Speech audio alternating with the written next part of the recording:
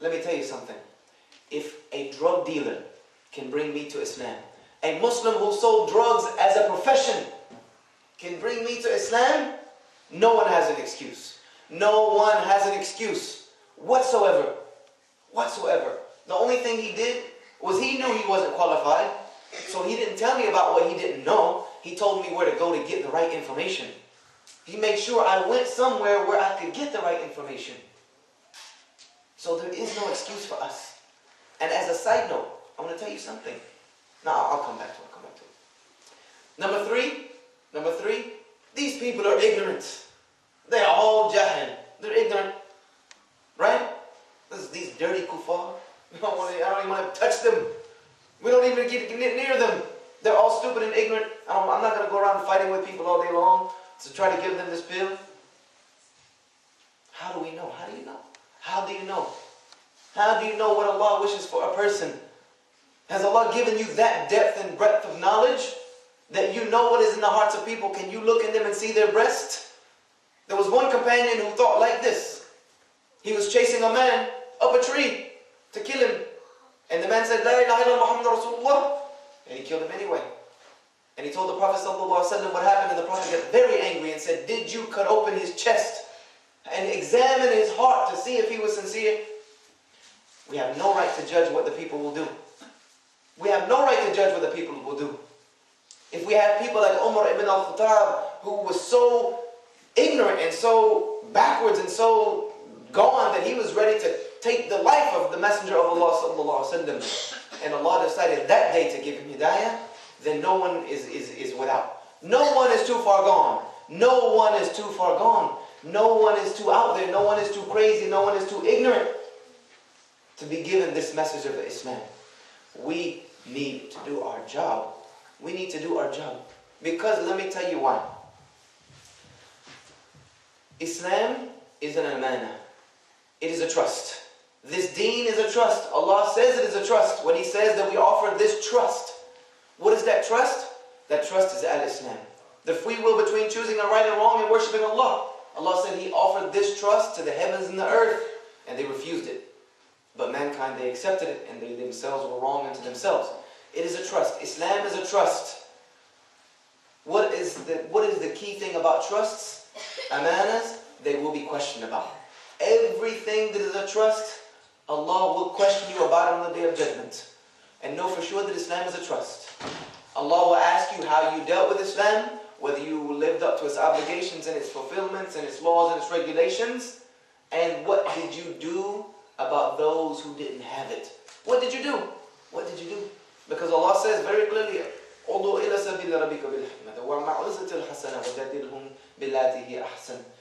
gives us a command in the Quran. It's a command. It's explicit.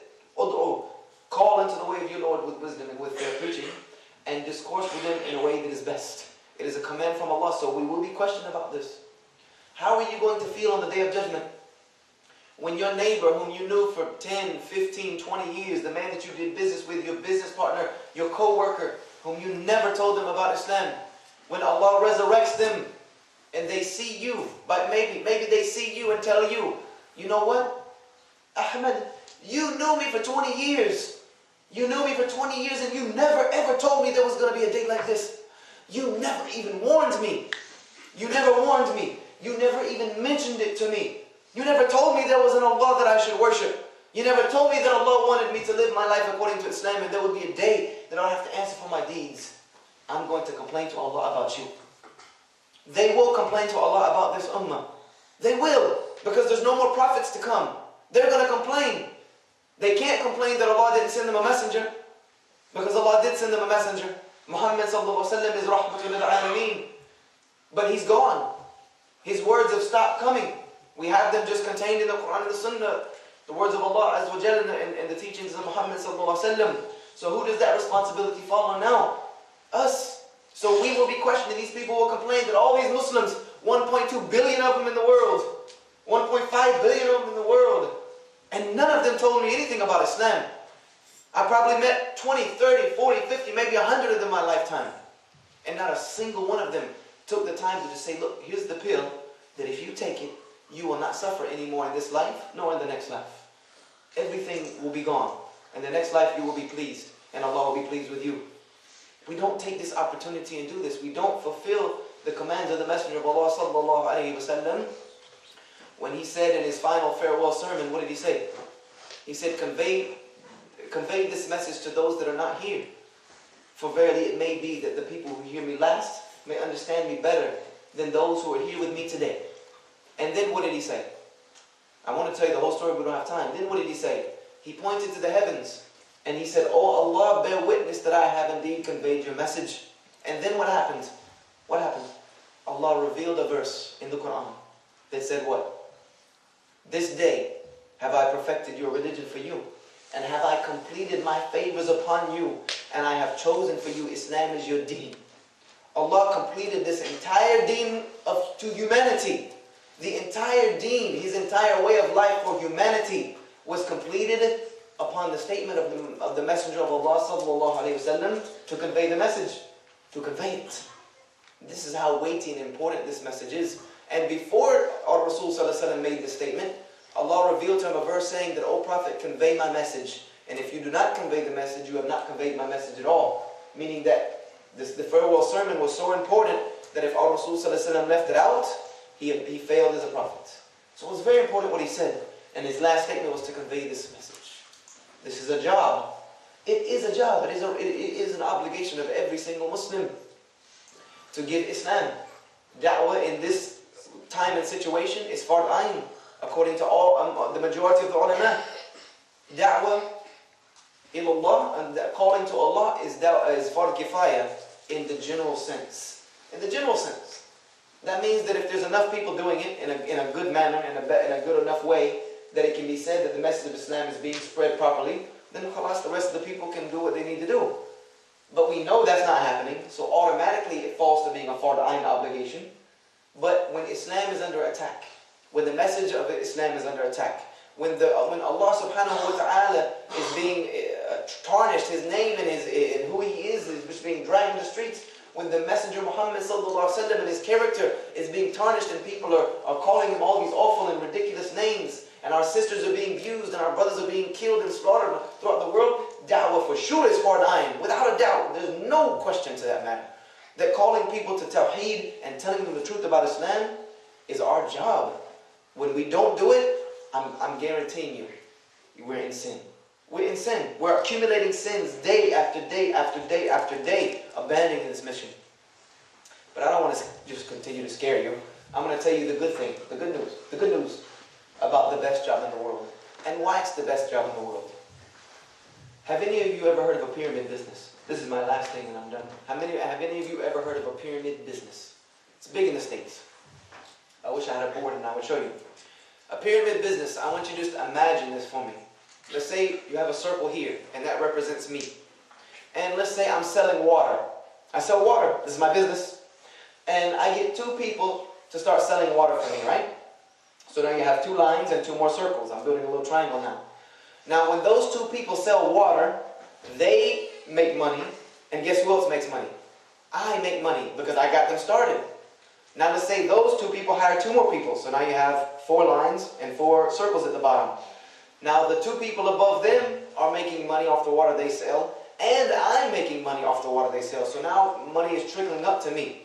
And that's endless. That triangle could go down and down and down, and there could be so many people selling water that I don't even have to leave my couch anymore. I could sit at home and just watch the bank money roll in.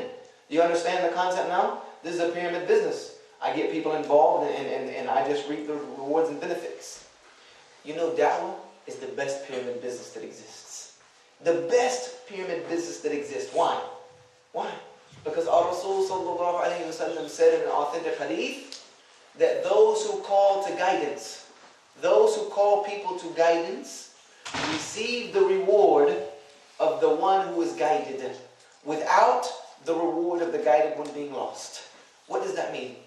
That means if I call someone to Islam, I give them the da'wah, I give them the good word, I give them the good news, and they accept Islam, every single good action that they do, every single hasanat that they accumulate in this world goes on their scale, and a duplicate one goes on my scale.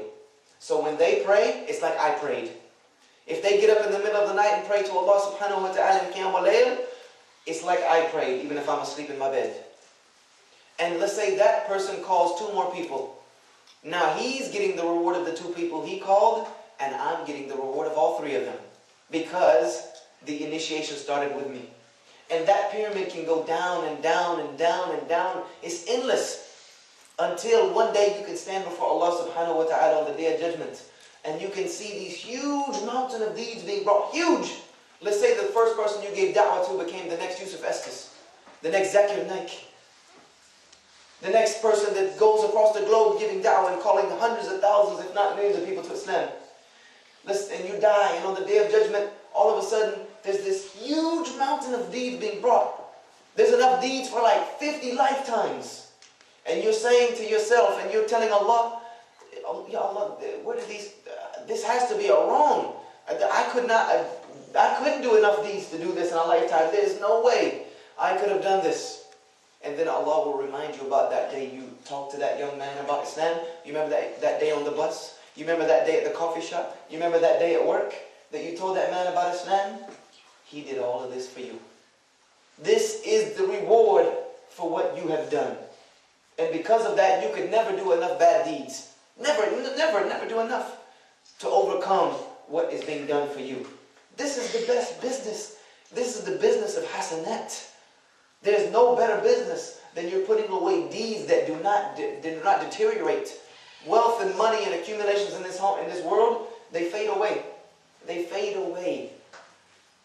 The wealth that is here is the same wealth that was here when Allah created the world, right? Nobody's taking it with them. Nobody's taking it with them. And on the last day, what does Allah say? Our Rasul said that Allah will take the heavens and the earth and He'll just roll it up and hold it in His hand and say, where are the kings and the wealthy of the world today? And He'll just make it into nothing. Nothing. That's the reality of this life. But good deeds, they don't go away. They are never ending. They're everlasting.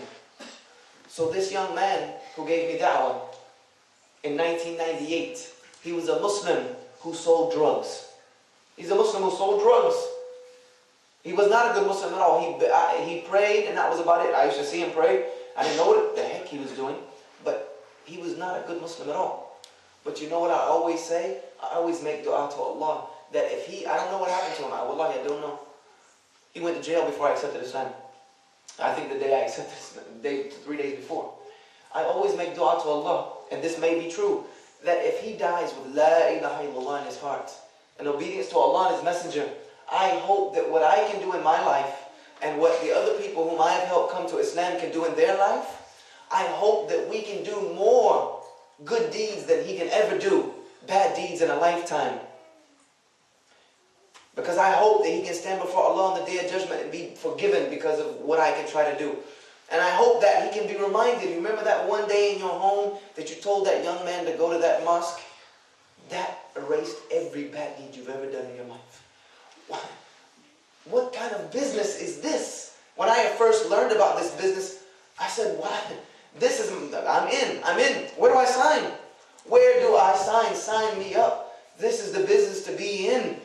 Wallahi, even if there's a chance that it can cause me to be forgiven for everything that I've done, that's a chance I'm willing to take. That is a chance I'm willing to take. This is the reality of calling to Allah subhanahu wa ta'ala. Allah has placed in it rewards immeasurable. Immeasurable. There is no greater reward you can get possibly than this. Even though we know that the greatest deed our Rasul said was to struggle physically on the battlefield for Allah subhanahu wa ta'ala. And if you lose your life in that, that's the greatest. You can't do anything better than that. How do you know that someone you call to Islam might not do that for you? How do you know that 3 people you call to Islam might not do that for you? SubhanAllah. There's no end to this. It's like you're living 10 lives at the same time and all of them are doing good deeds. This is the business to be in, brothers and sisters. This is the greatest job on the planet. And the last thing I'm going to tell you, I know I said I was done, but